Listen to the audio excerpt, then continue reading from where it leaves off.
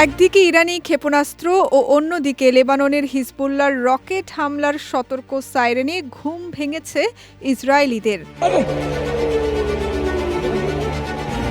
ভোরে ইরান থেকে সরাসরি ইসরায়েলের ভূখণ্ড লক্ষ্য করে বড় ধরনের ক্ষেপণাস্ত্র হামলা চালানো হয়েছে। কিছু সময়ের ব্যবধানে লেবানন সীমান্ত সংলগ্ন উত্তর গ্যালিলি অঞ্চলেও বৃষ্টির মতো রকেট আছড়ে পড়েছে বলে খবর পাওয়া গেছে। এলাকাটি সীমান্তবর্তী হওয়ায় রকেটগুলো হিজবুল্লাহর বলে ধারণা করা হচ্ছে। এক প্রতিবেদনে এই খবর জানিয়েছে সংবাদ মাধ্যম আল জাজিরা। ইসরায়েলি প্রতিরক্ষা বাহিনী নিশ্চিত করেছে ইরান থেকে ছোড়া এক ঝাঁক ব্যালিস্টিক ক্ষেপণাস্ত্র ইসরায়েলের দিকে ধেয়ে আসছে। তাদের আকাশ প্রতিরক্ষা ব্যবস্থা অ্যারো এবং ডেভিড স্লিং সক্রিয় রয়েছে এবং ধেয়ে আসা হুমকিগুলো প্রতিহত করার চেষ্টা করছে। সতর্ক বার্তা হিসেবে ইসরায়েলের একটি বড় অংশ জুড়ে বিমান হামলার সাইরেন বেজে ওঠে।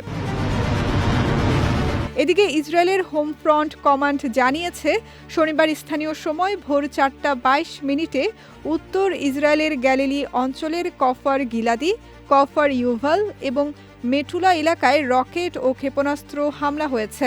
টেলিগ্রামের একটি পোস্টে এই তথ্য জানানো হয়। পোস্টে ওই এলাকার বাসিন্দাদের নিরাপদ আশ্রয়ে যাওয়ার পরামর্শ দেওয়া হয়েছে। এছাড়া ইসরায়েলি সংবাদ মাধ্যম কান শুক্রবার সকালে আপার গ্যালিলি অঞ্চলে হওয়া আগের একটি হামলার ছবি প্রকাশ করেছে, যেখানে বেশ কয়েকটি ক্ষতিগ্রস্ত গাড়ি দেখা গেছে। এক সতর্কবার্তায় হামলায় আক্রান্ত এলাকার বাসিন্দাদের পরবর্তী নির্দেশ না দেওয়া পর্যন্ত আশ্রয়ে থাকার নির্দেশ দিয়েছে ইসরায়েলি সামরিক বাহিনী। এর আগে দেশটির মধ্য ও দক্ষিণাঞ্চল জুড়েও বেশ কিছু হামলা হয়েছে। দক্ষিণের নেঘেভ মরুভূমির একটি বেদুইন গ্রামেও ক্ষয়ক্ষতির তথ্য পাওয়া গেছে। মধ্য ইসরায়েলের বেন গুরিয়েন বিমানবন্দরের কাছের শহর সোহামেও ক্ষয়ক্ষতির খবর পাওয়া গেছে। ওই এলাকায় ইরানি হামলার ফলে একটি ভবনে আগুন ধরে যাওয়ায় ৩০ জন বাসিন্দাকে সরিয়ে নিতে হয়েছে।